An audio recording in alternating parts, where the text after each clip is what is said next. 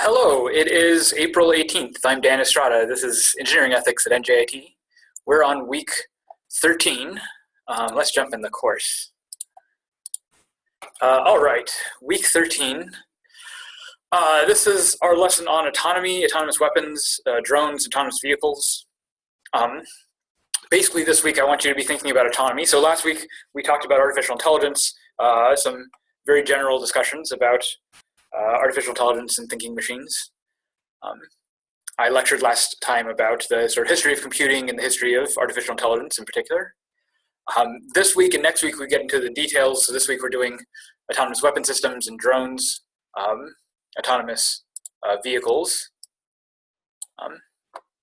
And then next week we do our final full lesson next week, which will be on technological unemployment, on robots taking our jobs, the impact of robotics and artificial intelligence on the economy.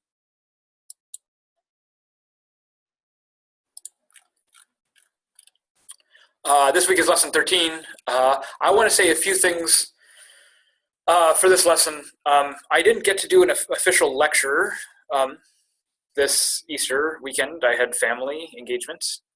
This is also why I'm not completely finished with grading. So for this week's lecture, I'm asking you to watch Peter Assaro's talk from this Ethics of AI at NYU. So last October, there was a major conference on ethics and artificial intelligence at NYU at New York University. There were a series of talks, and in fact, if you go onto YouTube, you'll see the full playlist with all the other talks at this conference. But the particular talk I would like you to look at, if it would load on my computer,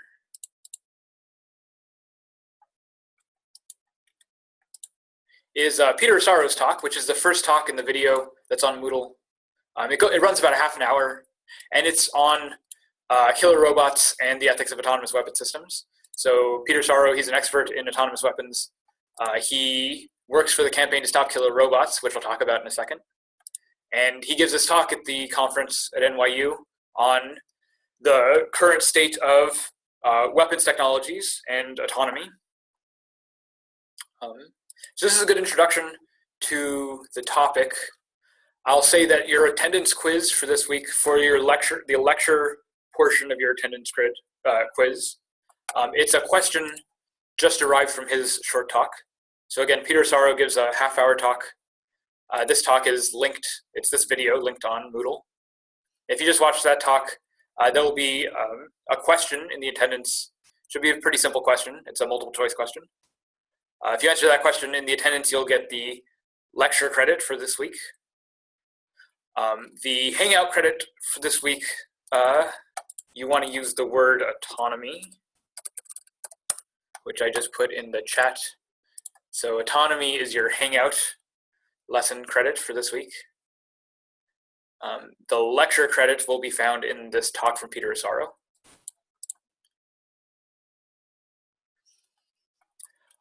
That's to clarify the attendance this week. The other big thing I have to clarify is that I'm not yet done with grading.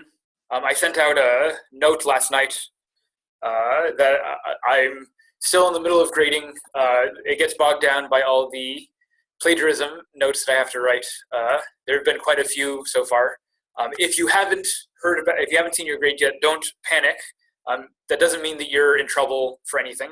It just means that I'm going very slowly because I'm trying to do all these plagiarism checks. I hope to have the whole thing done by this Friday. Most of the students in section 454 have received their grades already. Some of you haven't, and the other two classes I'm still working through.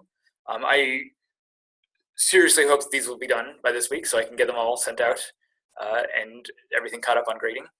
I greatly appreciate your patience. This research project is the longest thing to grade, and it takes me a little bit of time. So I'm hoping to get those done very quickly. If you haven't heard back from your grades, don't panic yet.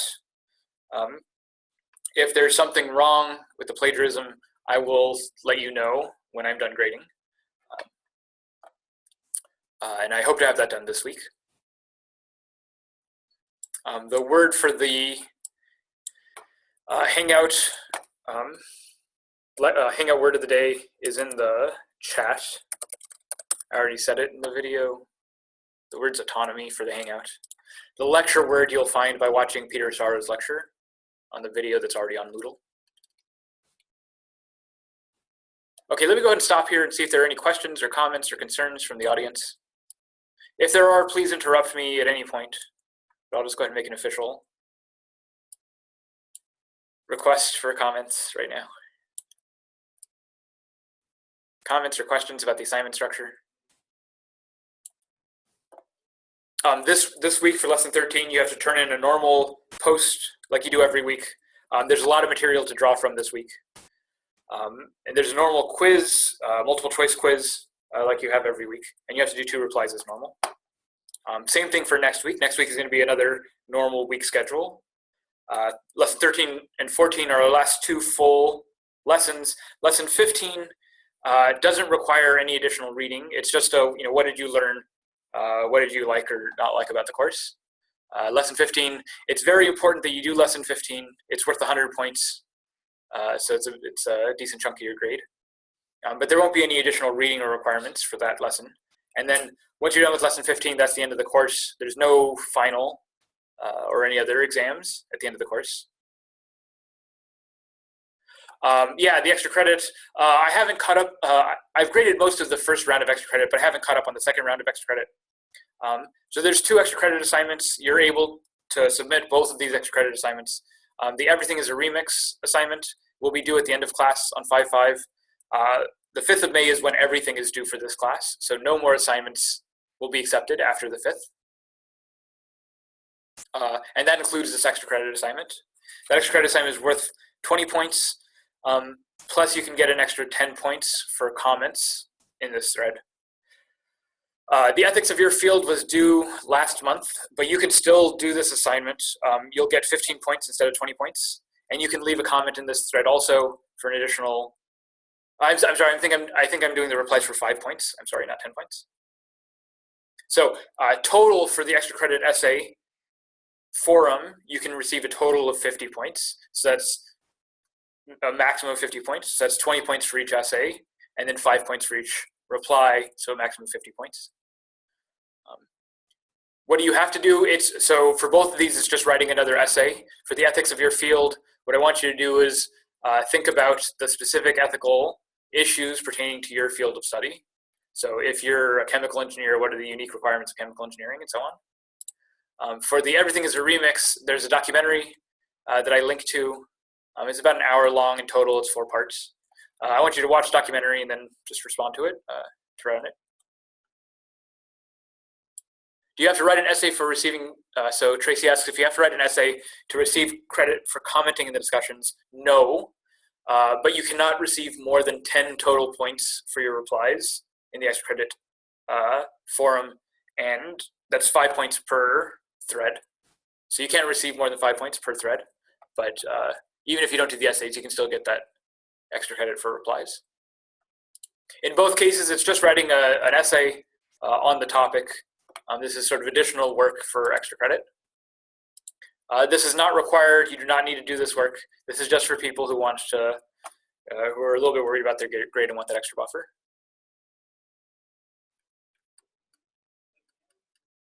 The most you can comment is 2 times, 1 per thread, 5 points each. That's correct.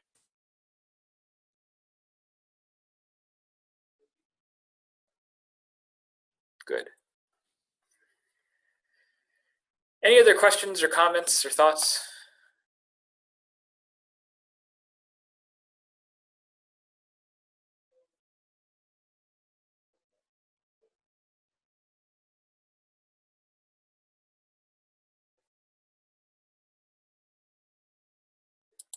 Okay, so the Hangout word for today is autonomy, and this is really where I want to start the discussion.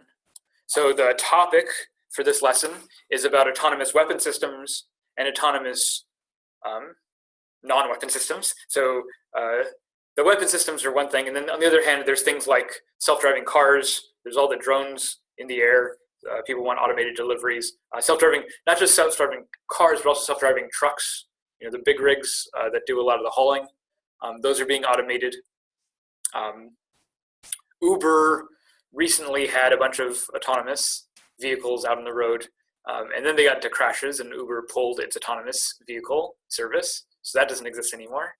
But these are all things that are right in the news on a daily basis. Autonomy, especially autonomy as relates to artificial intelligence, is in the tech world, it's one of the hottest things going right now. And so this is why we're spending a lot of time at the end of this semester talking about autonomous robots. If it wasn't clear, the word autonomy, I might have said this a little bit last time, autonomy comes from the word self. So auto means self, and nomos means law. So autonomy means having its own laws, or something that makes its own laws. Maybe the easier way of saying this is self-governing, self-law-giving, self-governing, self-ruling, self-control. An autonomous system is in control of itself. Autonomous system is making decisions about what it does and how to act and how to execute on those decisions. Autonomous systems set their own goals and then are able to do what it takes to acquire those goals. The opposite of autonomy, where it's not self-controlled, but it's controlled by someone else, is heteronomy. Hetero means other, so heteronomy means other law-giving or controlled from the outside. So something that's heteronomous is not self-controlled, and something that is autonomous has its own control. Now, just to remind you from last time, this idea comes up in the Lady Lovelace objection to artificial intelligence. Remember that Turing said, artificial intelligence is about whether or not machines can think, and Lovelace says that machines can't think because the only things machines do are what we tell them to do. Right?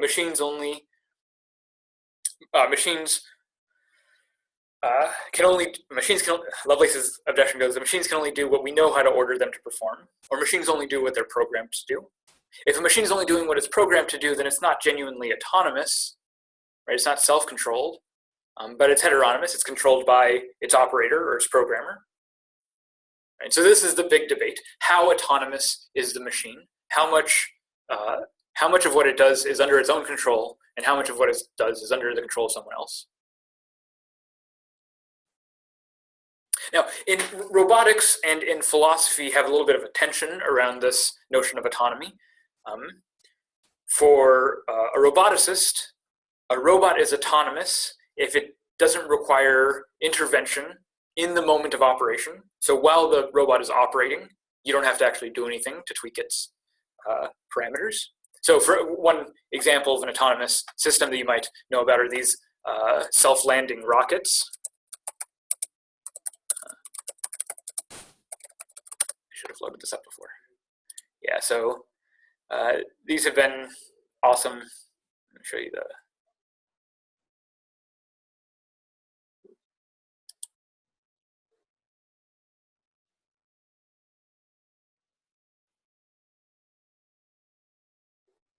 This is not a good video for this.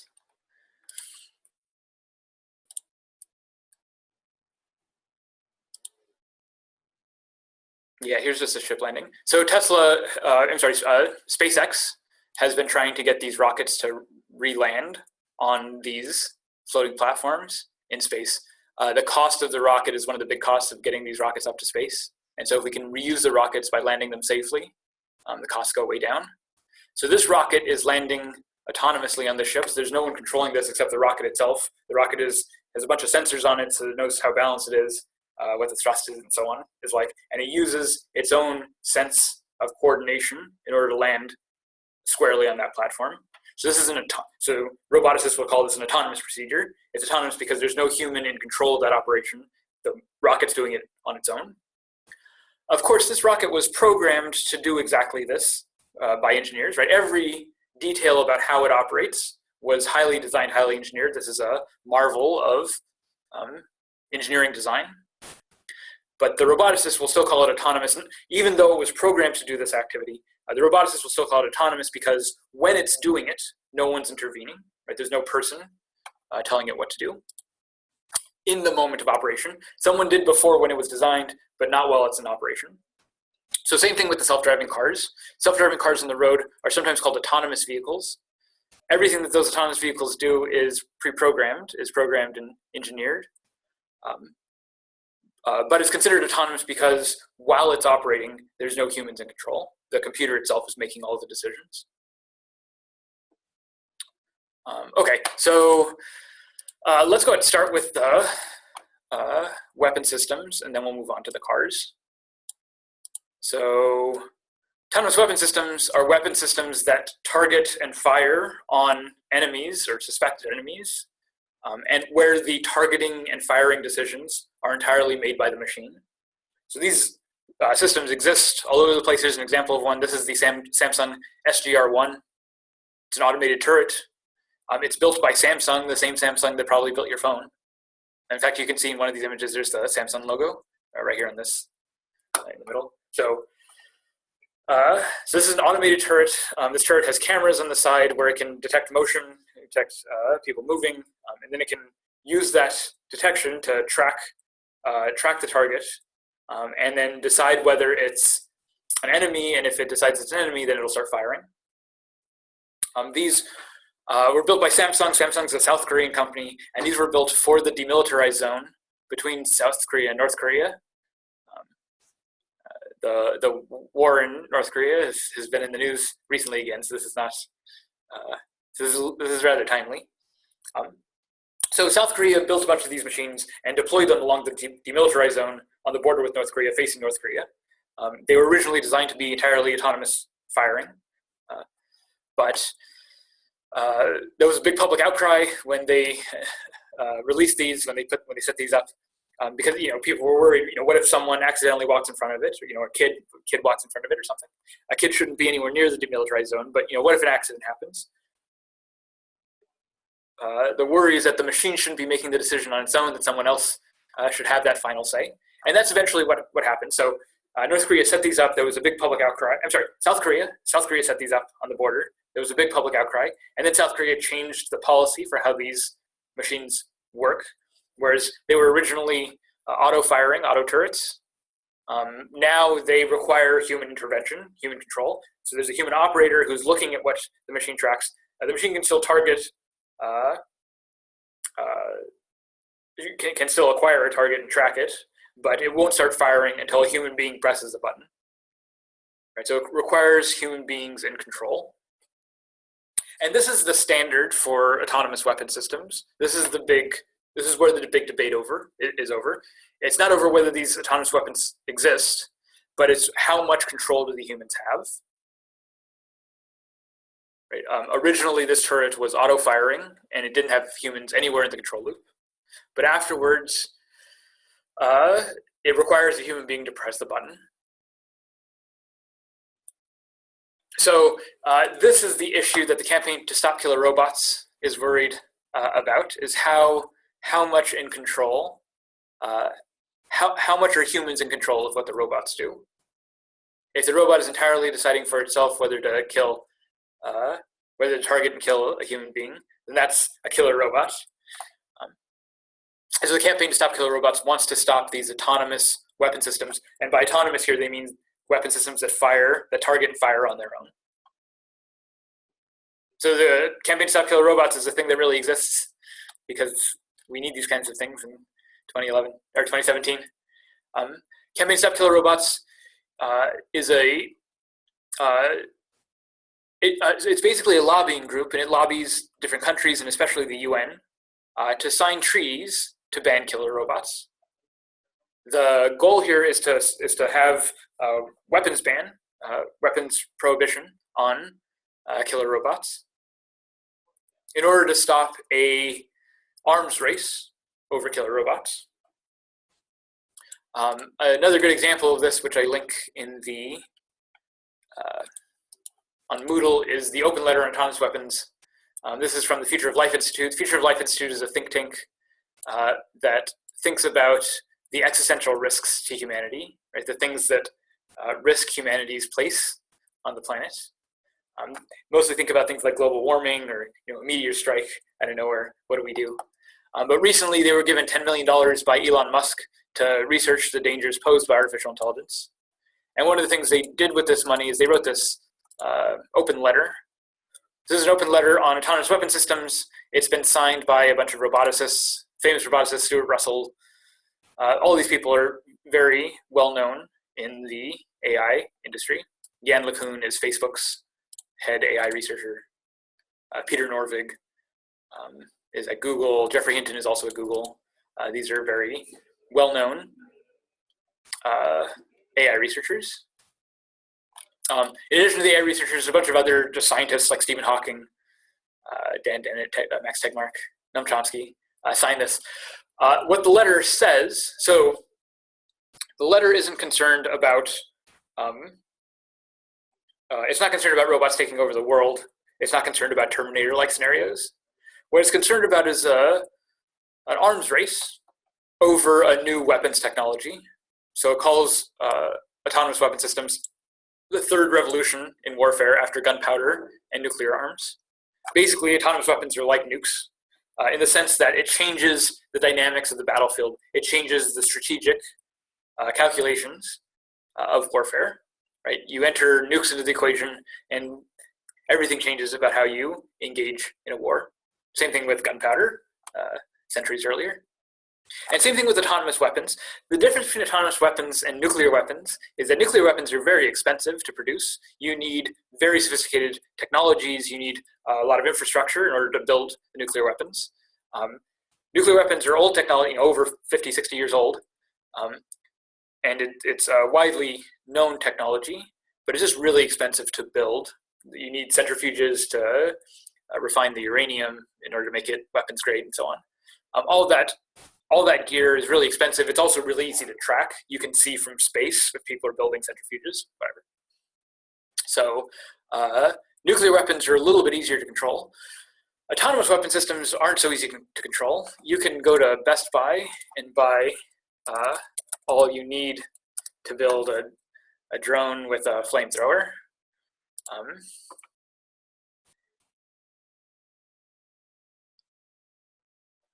And these things aren't just used as weapons. I mean, they might actually be useful and helpful. So here's an example of a drone with a internet's being very slow.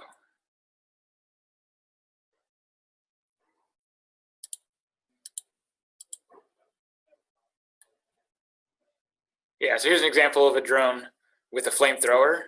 The goal of that flamethrower is to burn off all the debris that gets caught in the power lines. The capacity to build something like this, you can build this with off-the-shelf parts from Best Buy for maybe a couple $100s. You don't need sophisticated technology. You don't need any kind of sophisticated infrastructure. You just need the circuits and the motors to build all the little parts. And those things are hobbyist tools. They're very easy to get. The fact that these things are easy to get means that the barrier to entry for autonomous weapon systems goes way down, and this makes the battlefield more dangerous. So, in the open letter, they compare artificial weapon systems not just to nuclear arms, but also to Kalashnikovs. It says they'll become the Kalashnikovs of tomorrow. The Kalashnikovs, the AK-47 is the weapon for terrorists. It's a very cheap, very reliable weapon. It's very easy to make and very easy to distribute. That's why everyone has Kalashnikovs and all sorts of warfare. Warfare and combat involve the AK-47s. It's because they're cheap that they're so ubiquitous, and that has a big impact over how these wars are fought. So the claim here is that we ought to be wary of autonomous weapon systems in the same way we're wary of these older weapon systems, and that entering into a new arms race to see who has the best killer robots is something that would not be beneficial to humanity. Now, because this stuff is cheap, you might think it's impossible to stop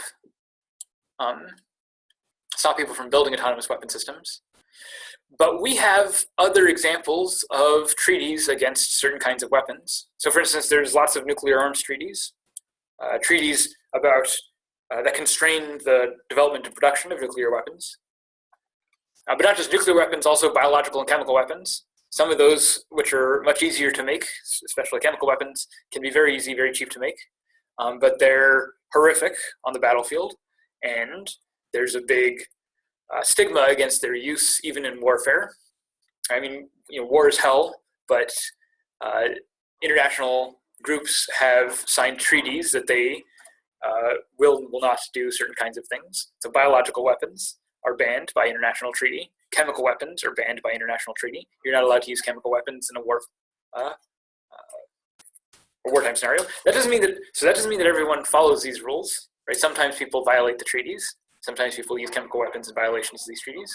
But what the treaties do is it makes everyone, it commits everyone to taking action in response to these kinds of behaviors, right? So when someone uses chemical weapons, the whole world responds. The whole world pays attention and responds. It's not a trivial thing, and these treaties make clear how important it is. So the goal here is to do the same thing for autonomous weapons, is to develop treaties where autonomous weapons are. Thank you. Yeah, so the goal here is to develop treaties where the autonomous weapons are banned by international law so that people don't develop and use these kinds of weapon systems.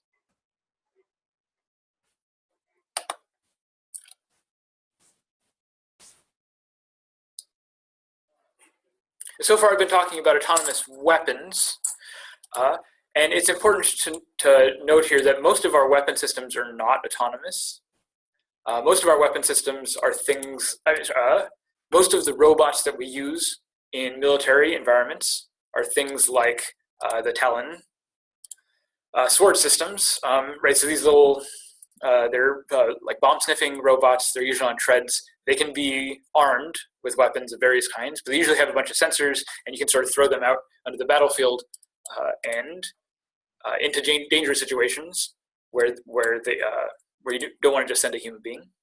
Again, these things can be armed, but all of these systems, and these things are commonly deployed with troops nowadays. Nowadays, your average military unit will have, in addition to a bunch of soldiers, it'll also have someone who's running the robots, and the robots are all teleoperated robots. They all have a remote control, so someone's telling that robot what to do at every step.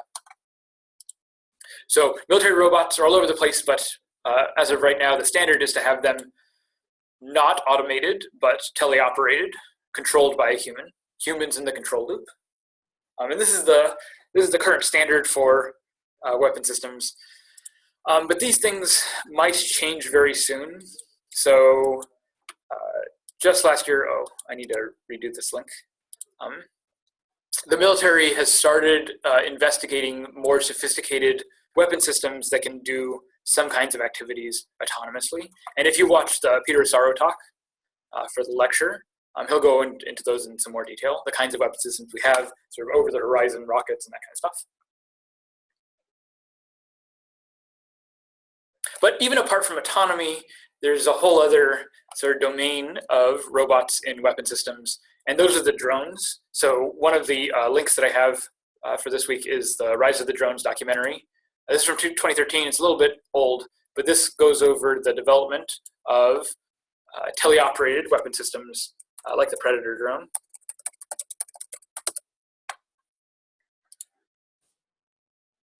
Here's a Predator drone. So these are not fully autonomous weapon systems. Because they're remote controlled, they're called unmanned weapon systems. Right? There's a person somewhere, usually on ground in base, who's controlling it by remote control.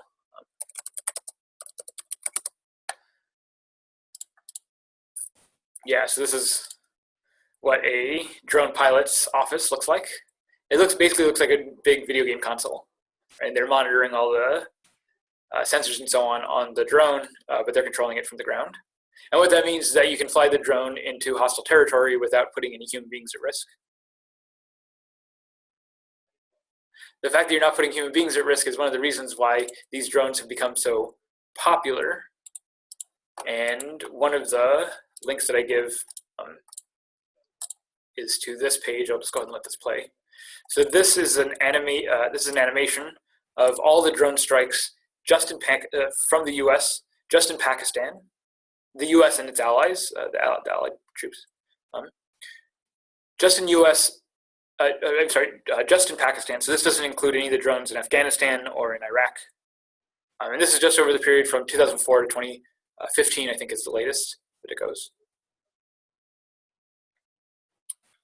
So what you're seeing here is the bright red are children who were killed in these drone strikes. The dark red are the civilian casualties. The bright white are the high-profile targets that are the reasons why we're engaging in this strike. And then the gray numbers are others. So these are people who are not confirmed as terrorists or civilians. These are people that we just don't know. So maybe one of the first things to say is that these are not numbers kept by the United States military. The United States military policy is that we only track military deaths of our own soldiers. We don't track civilian deaths in the community. So these numbers are all coming from local reports. And if you scroll down here, it gives, if my computer would load. On the bottom here, there's a bunch of links to all the news items that explain all of these different bombings.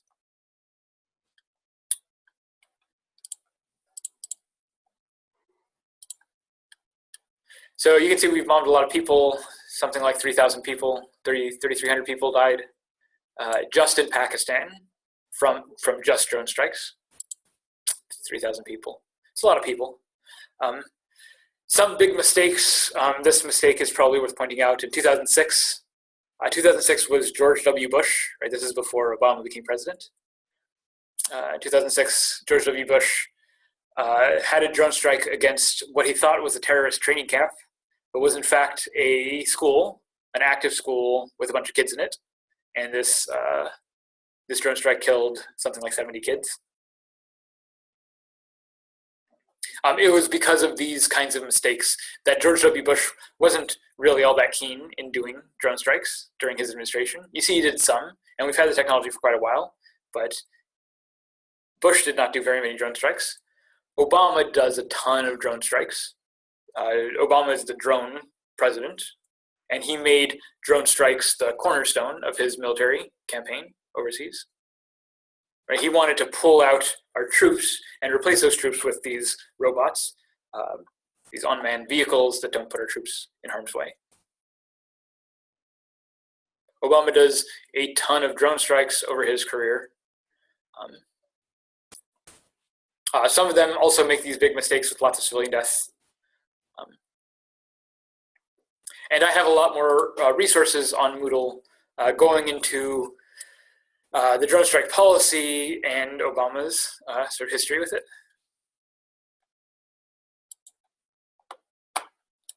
So I'm raising these issues in this discussion because it's our robotics technology that allows for these drone strikes to happen.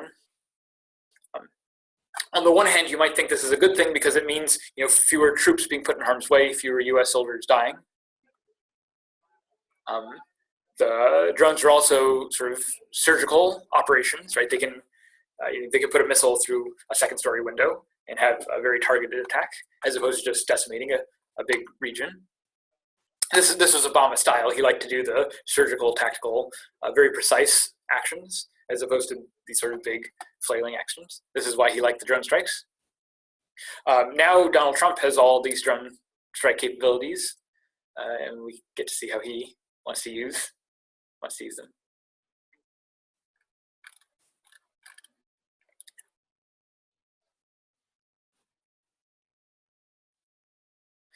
Once you have these drones in the air, they're currently controlled by human beings, but it's not a huge technological leap to replace that human control with more and more automated control from the robots.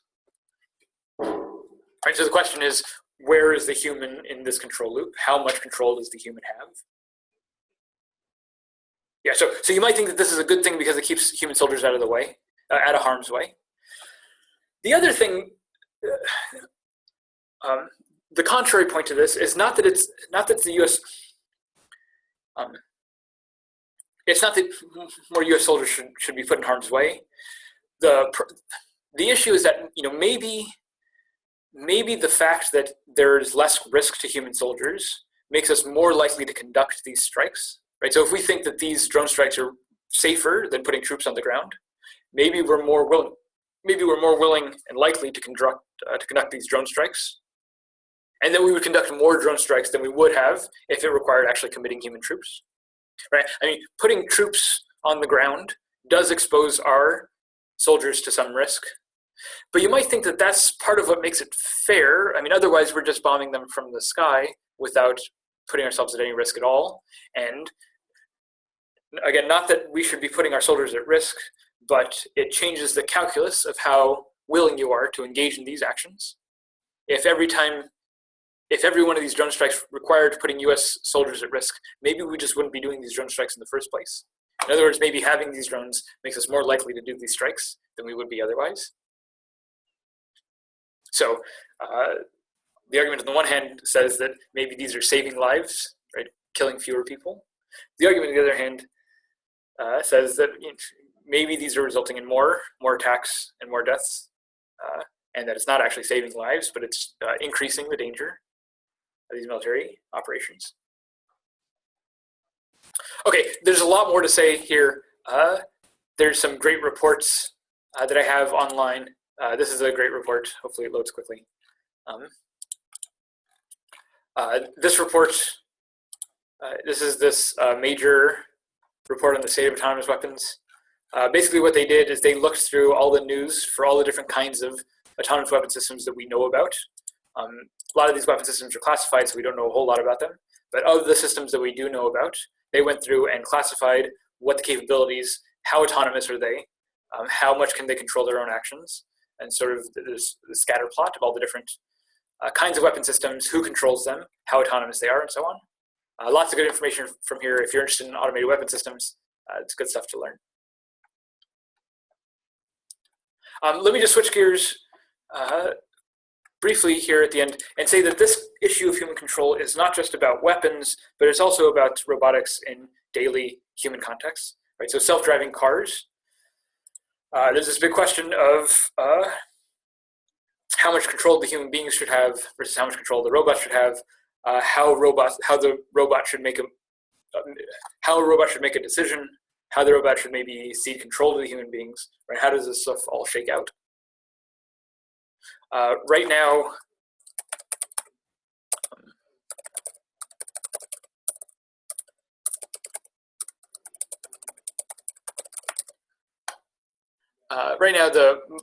maybe the most famous of these cars is the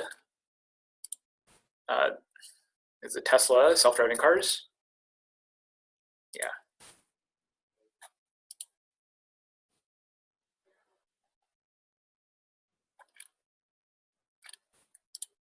See if I can find this quickly.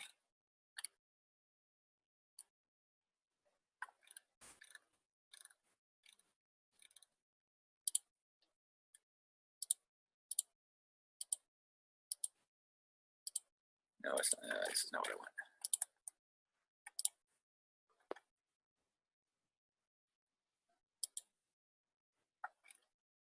Yeah, this is what I want. Okay, I'll put this link up on Moodle also, in case you haven't seen it. But this is video from the car's perspective of what it sees as it drives around.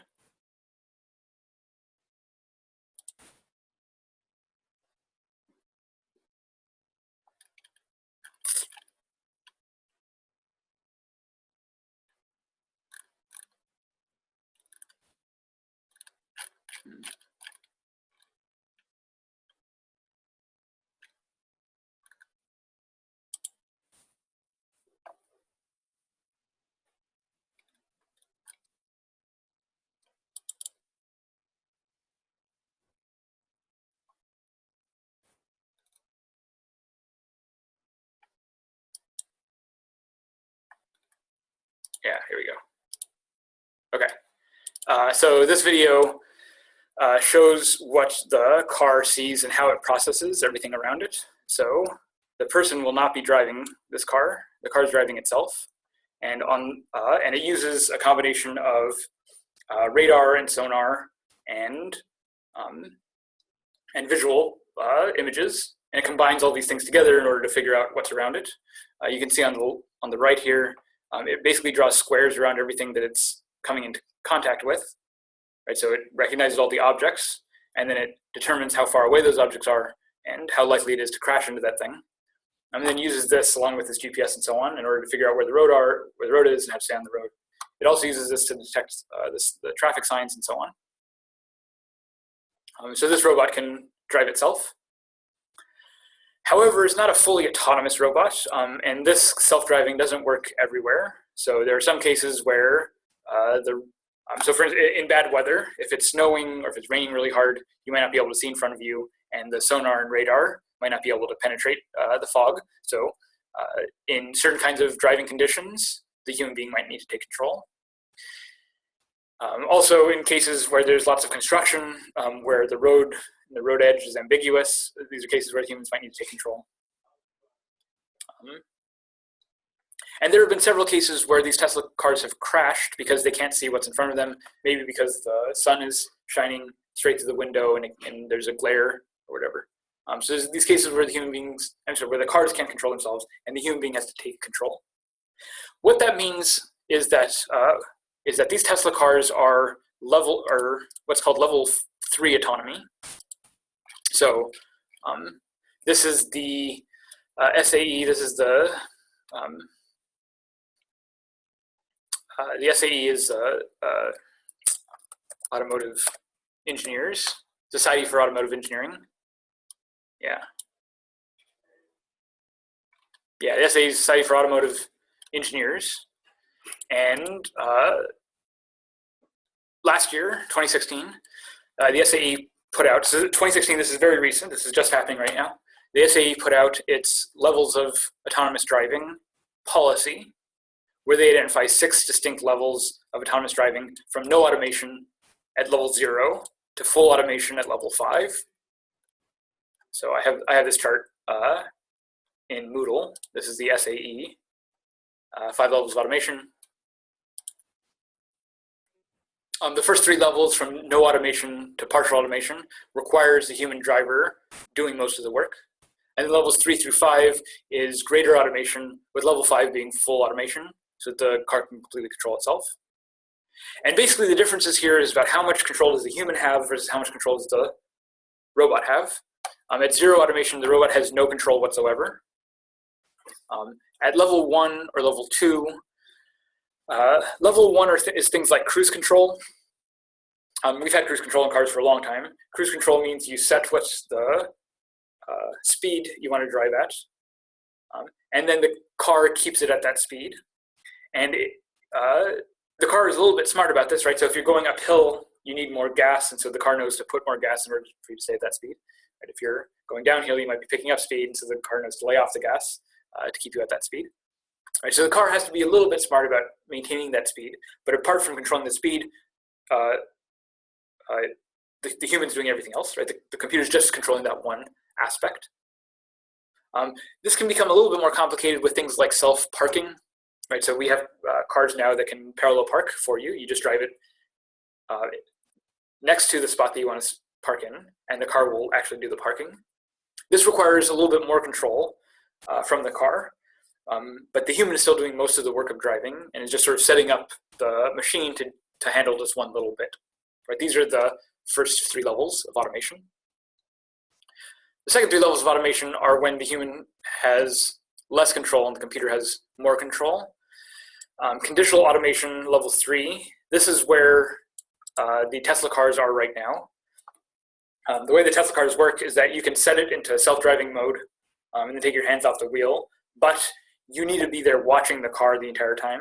And in fact, I think it might even register whether your hands are on or off the wheel, and it might even require that your hands stay on the wheel, even though you're not doing the turning, right? So the car's driving itself, but you still have to have your hands on the wheel, and you still have to be paying attention to what the car does, because the car might get into a situation where it doesn't know what to do, and you have to take control.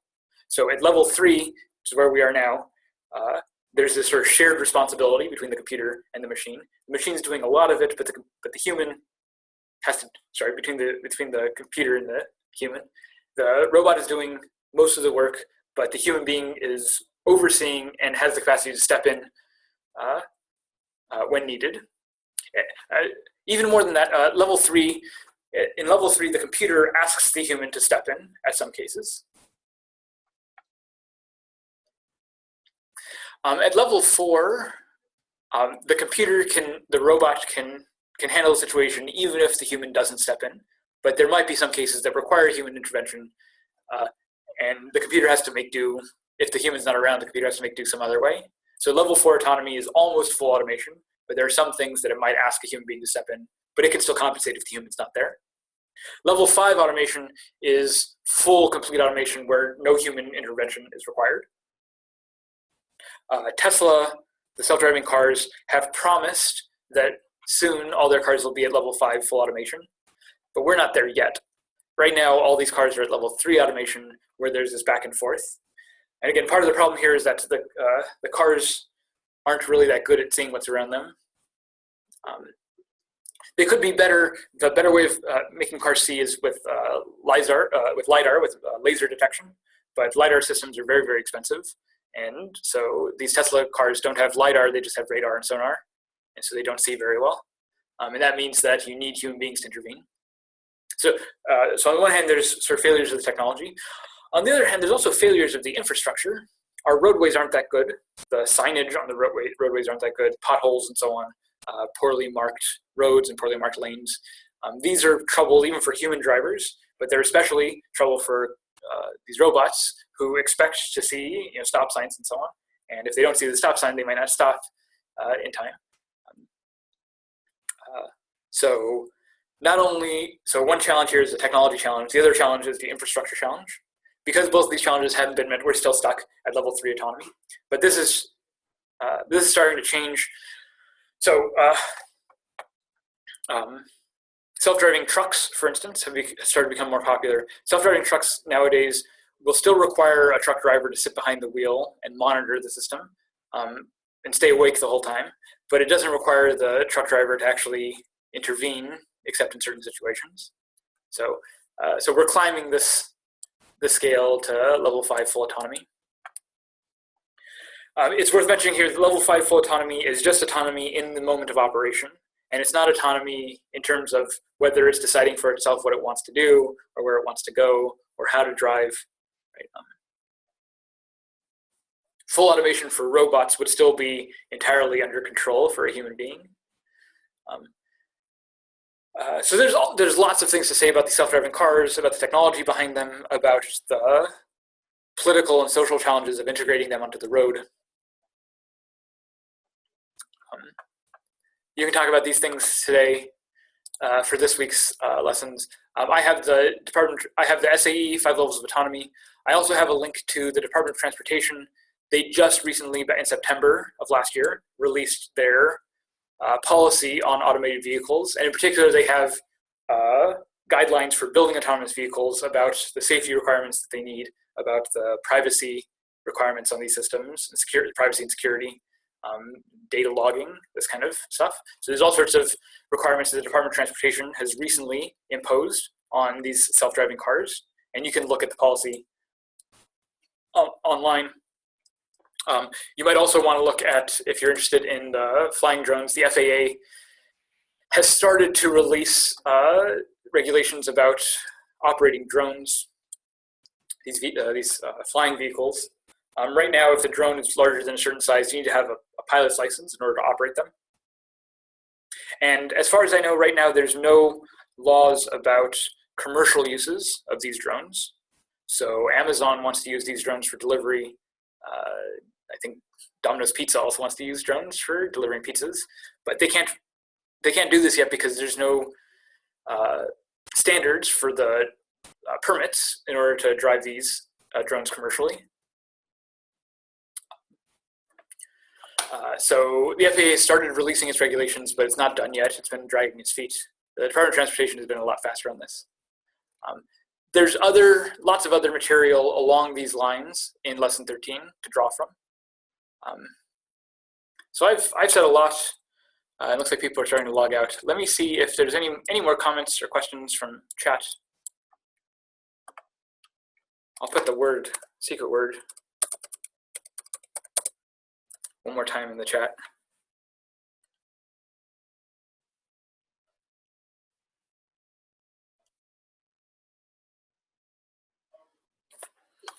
All right, if there's no other questions or comments, I'll stop here and get back to grading. Thank you everyone for showing up, for listening. Thanks for your attention. I'll see you next week.